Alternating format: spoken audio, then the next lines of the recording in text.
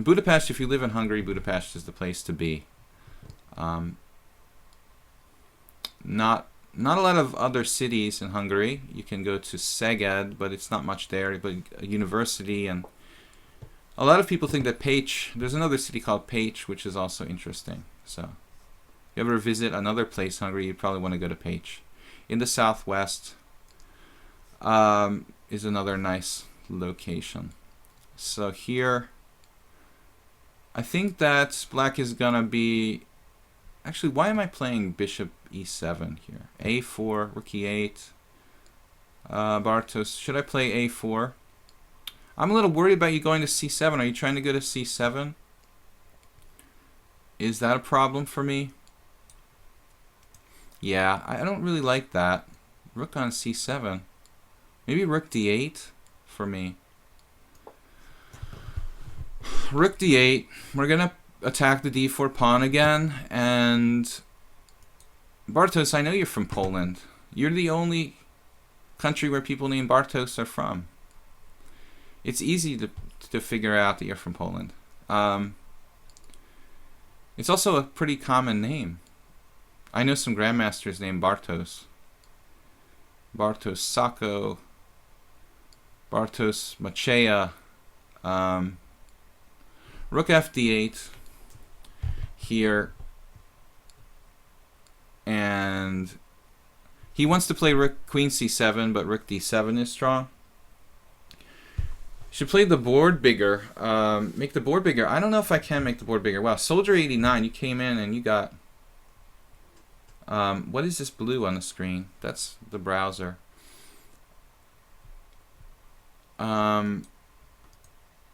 You got a few comments there. Chess Bra. A few comments in the chat room from Soldier 89. Welcome to the chat, man. You alright, dude? Everything good? So, rook on f to d8. I want to keep him off of c7. I can play queen c7, rook d7, and we're tying him down to d4. I'd really like to have time to play a4, and he's playing b4. b4 is cool. That's not really a good move, Bartos, because I've got the a4 pawn. It's on the right color, and I'm not going to trade it. I'm going to put it on a4. It could be a real weakness on a3 for you.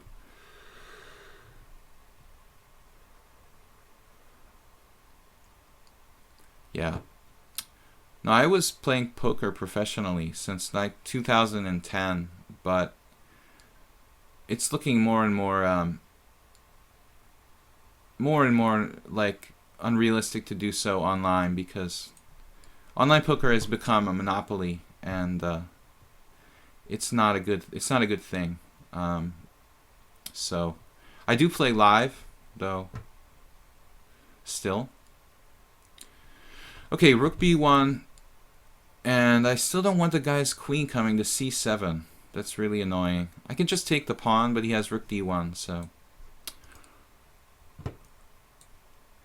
I could play queen d7, maybe keep him off of that c7 square. Also, trading queens is fine. He has b5 though. With b5, I don't like b5. h5. This puts a pawn on the white squares. It's secure. I have no issues with getting back rank mated. Bartos is going to lose on time. Monopoly. I'm a tournament player in poker. Yeah, I don't really play cash. I play cash for fun, but with friends at home games and stuff. But I don't play serious cash. Just if I'm forced, or if a friend is playing and I'm hanging out with them. In Prague, I had a friend who was playing cash, and I play cash just because he was. But I don't really like cash. It's not as interesting. It's when you're a chess player and you're used to playing tournaments. The dynamics of playing in tournaments of anything, chess, poker, bridge, whatever you want. I mean, tournaments are more interesting than any other sort of version of the game. Maybe I just play b5 here. Actually, why should I Why should I worry about my b7 pawn and queen c7? I just take the e5, play b5. His bishop is so bad on c3 that he's not going to be able to attack my c6 pawn. Yeah, you heard me, right? I'm just going to play b5. I can also just take on f3, though. This is a tempo on the bishop. I've got mating threats. Maybe just rook e4, rook g4. So white's lost. Good try, Bardos. You dropped a piece. Yeah, it was hard, man. You had bad bishop, isolated pawn. Good game. Play. We have any challengers, guys? Let me know.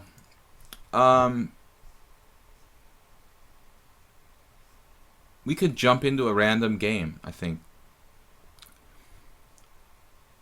There's Azer Mate. Man, 25-12? Really? I'm not in the mood to get hammered by an Azeri Grandmaster. Let's try an 8-minute game. We have time for one more. Let's see. Knight f3. 8 minutes, sudden death. It's kind of like a long blitz game, and we have some time to talk about the game. Coldania says, I could use an espresso now. Good idea. Time for a coffee. Where's espresso?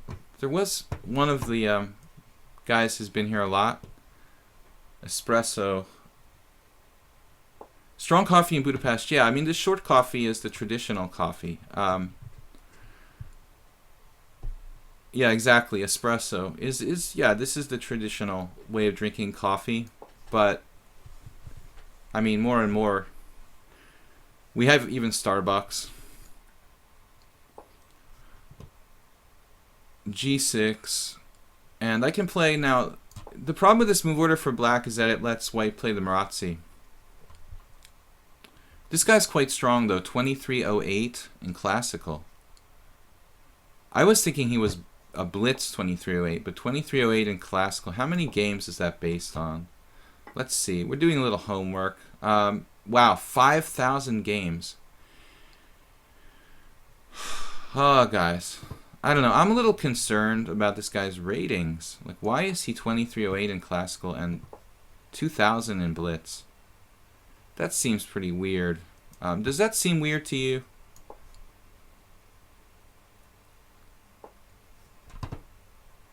Threatening knight takes e4. White has to be careful. I play both sides of this. I also play a lot of this variation with black. Do you host people? You don't want to stay at my place. I won't exactly tell you. I won't tell you why, but it's just not really a peaceful place to live. So, rook e8. Okay. Carl August plays rook e8, rated 2,300 over 5,000 games in classical. Rook e8 is a move that I've never seen in my life here. Wonder what he's up to. Queen d2. Rook e8, not really. I mean, yes, you look at it and think it's like a dragon, but it's not really a normal dragon. If there was a pawn on c2, I think rook e8 would be a better move. Bishop g4. That's interesting. Yeah. So, Carl August, bishop e6. And here's an interesting situation, boys and girls. I mean, do you want to take that bishop on e6? I'm thinking that a computer engine is going to jump on that, and it might be right to do so. But I think that for those of you that answer the question in negatory, that they don't want to take the bishop on e6, I think that's also okay. You know, I think you can let it go. It's really a problem piece. I had this discussion before. I don't know if anybody was here.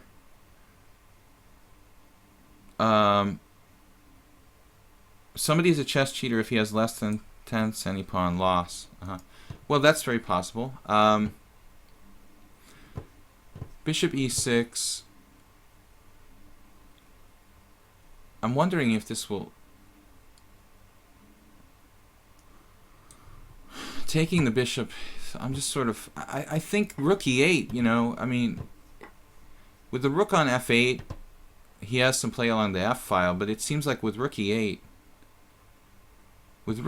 I mean, I just don't really get bishop e6. In general, I think it would be okay for black. Larson did it. Larson did it in normal dragon positions, but not in Marazzi type positions. In the Marazzi type position, it's just really hard for black to play d5. I mean, in the normal dragon, it's not that hard to play d5. You can play d5. You know, there's no pawn on c4. Here, it's harder for me to attack the e6 pawn, true. I'd have to play g3, bishop f1, bishop h3. I don't want to weaken my king side. So he's pretty pretty quickly repositioning here. Rook f8. Maybe I have c5 at some point. I don't understand why Carl is 2300 in Classical and 2000 in Blitz. And I don't understand why he's playing so fast if he's 2000 in Blitz. And he's very strong in Classical. He should be slow, no? Because he would be bad at moving fast, but he would be good at slow games, you know? So when he played Classical chess, it would be like longer games where he had lots of time, you know, and but he's moving real fast. c5 to sack a pawn. Bishop takes, bishop c4. Anybody? It's interesting. c5, knight takes c5, bishop takes c5. D takes c5, bishop c4. He has knight d4 there. Bishop takes d4, pawn takes d4. Bishop takes e6, check. Interesting. He also has rook f6. Like c5. I'm just spending way too much time on this. Now I'm paranoid that everybody's a computer. It's not a good place to be. We're gonna try this. I don't think I should do this though.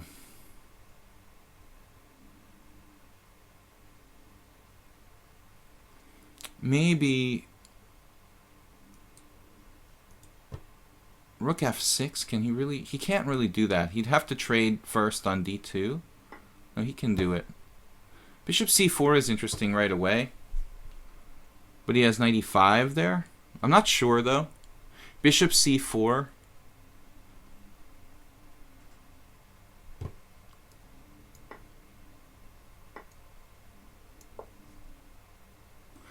I think I'm just kind of hallucinating. Yeah, this isn't good for me. Knight d4, knight e2. Knight b5, I guess. Knight b5 or knight e2?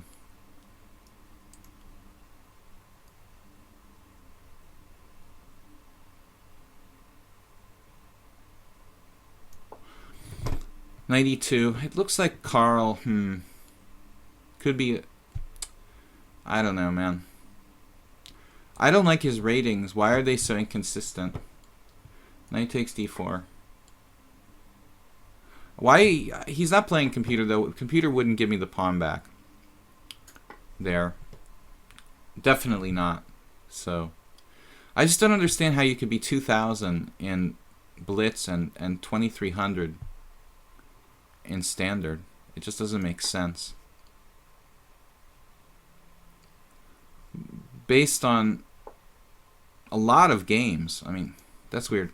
There's one possibility that a lot of people do is like they have two people playing on the same account, and now I'm gonna lose to rook. This is really bad. Maybe bishop h3, bishop e5, g3. I don't know if I can defend this, but it looks lost. Carl August.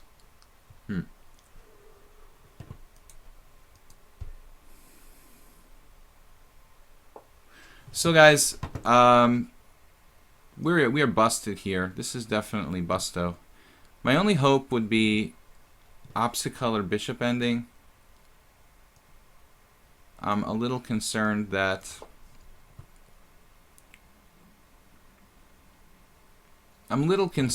this this position is totally lost for me. It was a miscalculation. I thought that I could play bishop takes c5 and like my dark squared bishop was still on the board or something. A little tired. We're almost at the end of the stream. I shouldn't have played Carl August. He's obviously very strong. Not in that condition. I had to be fresh to play this guy. So bishop f6 here. He's been very hesitant though. I mean, since we started to play in the ending here, it seems like he's like super hesitant. It should be like easily winning for black, this position. g3. I'm beginning to think I have real chances to hold this. Though now, having said that, we're going to need to change diagonals, I guess, with the bishop to blockade the pawn at d3.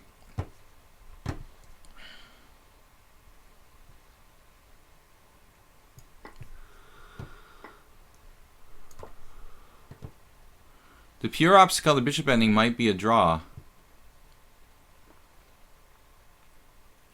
Looks like he can try queen a5.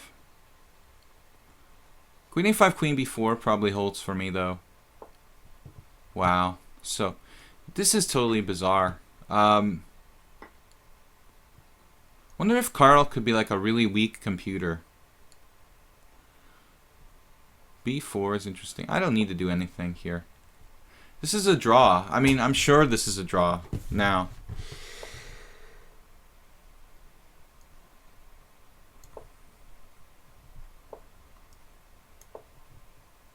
This is a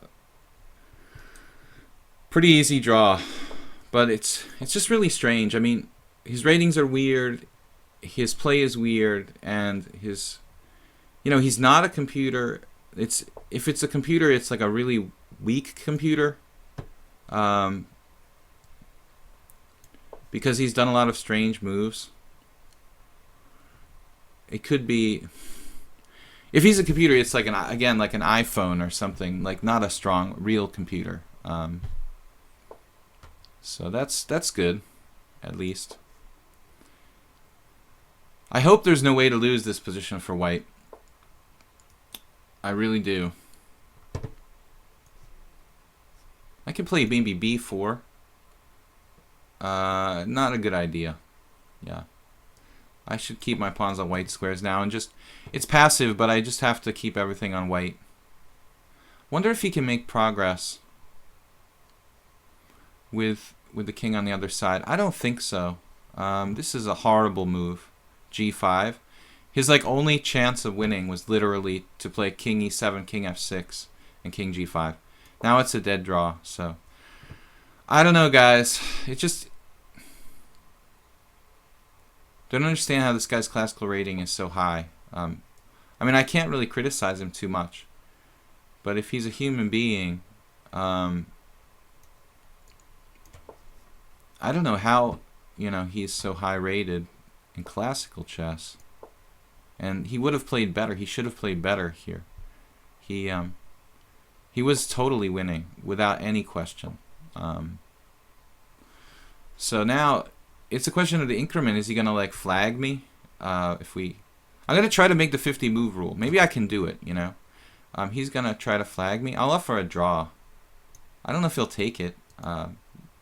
Most people won't, I find.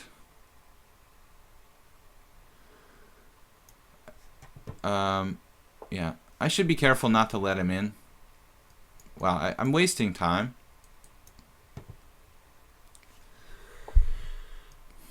Now it's like a pawn move.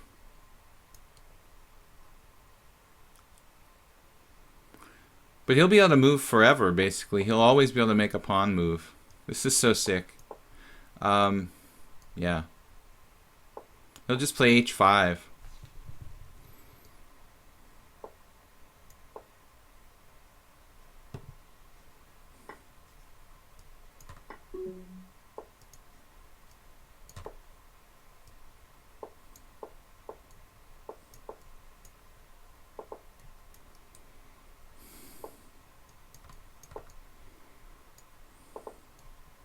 I like people like this. Now I understand why his rating is 2300.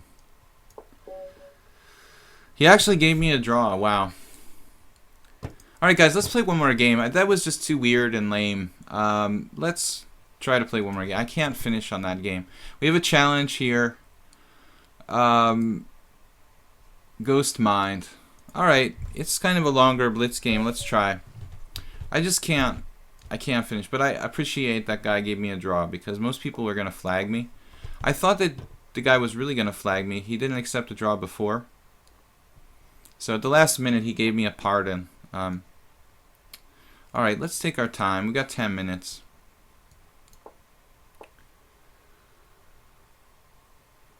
Well, no, there's nothing suspicious about the way the guy played. It's like his rating's kind of high. I mean, why is there so much discrepancy between 2300 classical rating and the 2000 blitz rating when the guy's playing like 8-minute blitz, which is, 8-minute standard, which is practically is blitz. So it's not like he's playing 20-minute, 20-minute, 20-second increment standard and he's 2300 because he's slow, He's 2300. He's 2300 in classical chess and 2060 in blitz, but he's playing 8-minute or 7-minute. Like, it's really bizarre. I don't know. Something's weird about that guy. So knight on g to e7. Not a computer in a stronger sense, but I'm not ruling out. It could be a guy using his iPhone or something. h6.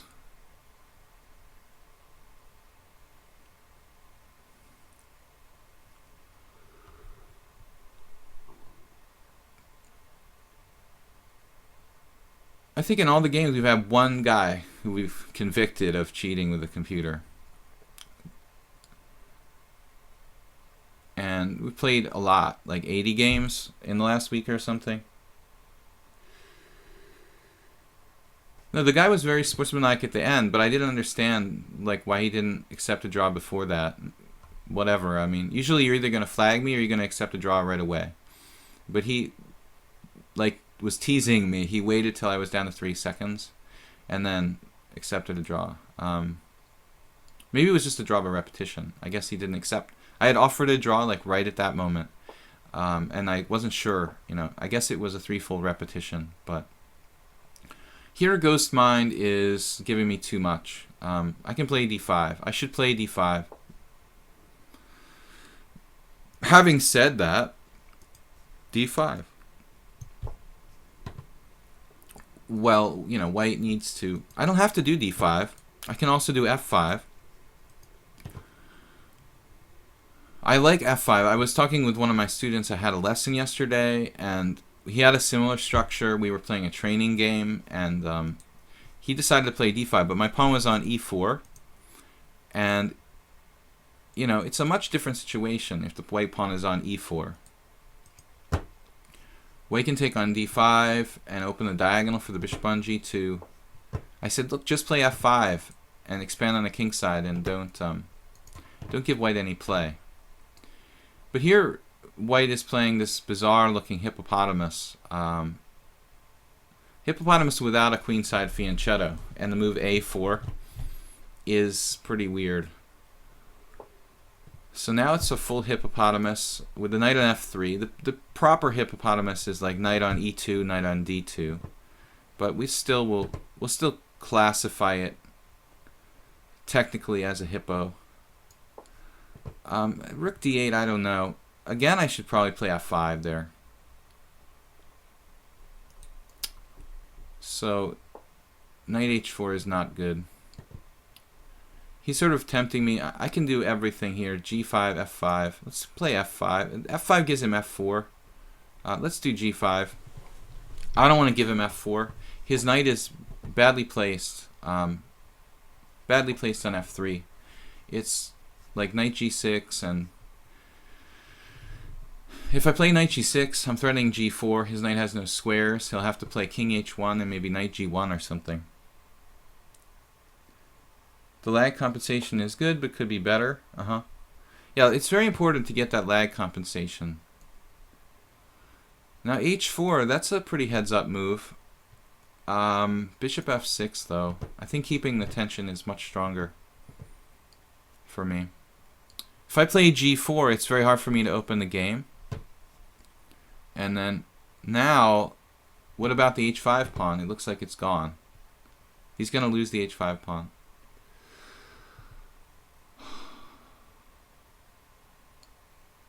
Yeah, I mean, I could play Bishop F7. I don't know which is better. Just G4 right away. G4 right away lets him go to H4, but then he's probably losing his whole king side. Though it doesn't objectively matter.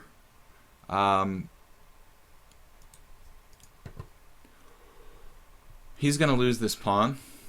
And I have a couple ways to try to do it. I mean, G4 or Bishop F7. And it's kind of hard to say. I'd rather his knight was passively placed on H2 than...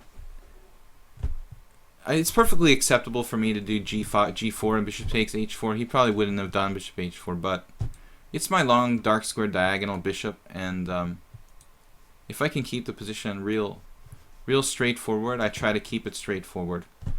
In a situation like this where I'm just picking off a clear pawn, again, I don't see any reason to create any complications.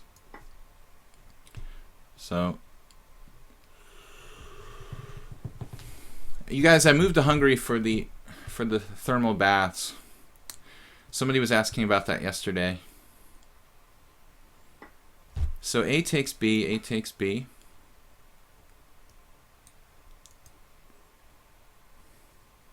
Music Dan, welcome to the channel. And Fate.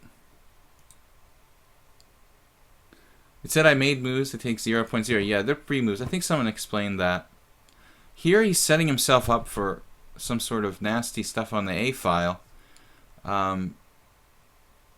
He could play Queen A1, but then I have... Yeah, actually it's not so great. If I play Rook A1... I should just trade queens here, I suppose. E4. And he has to move his knight and trade queens, and black's just winning. His knight goes to H2, trade queens, Rook A8, double on the A file, shake hands, game over. No, Rook A8 will win right away, so this is just...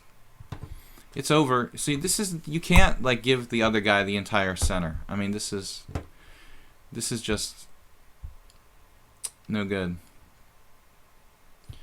The hippo is fine, you know, and it's a practical opening, just like Alekhine's defense, where you're trying to, you know, it works well against aggressive players who tend to overextend themselves. Reckless players, aggressive players, players who don't really understand the principle of, like, weak squares. These kind of hyper-modern openings make a lot of sense.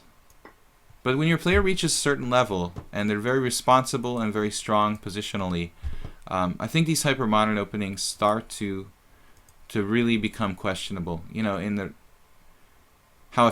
terms of how effective they are. You know, it's like, don't play the Alekhine against... I played it against Shabalov. Like, I was lucky not to lose, you know, because not only is he a strong player, but he plays the Alekhine himself, you know, so it was kind of suicidal for me to do that. Luckily, I didn't lose. So, the hippopotamus, this double fianchetto with knights on e2, and it's like a kind of like thing that a lot of people do with both colors. And I'm a big fan of the hippo. I played a lot of hippos because I played the English defense. And the hippo is kind of... I played it against Onishuk and in US Open and beat him once years ago with black. But most of the time you just end up finding it hard to, you know, get counterplay.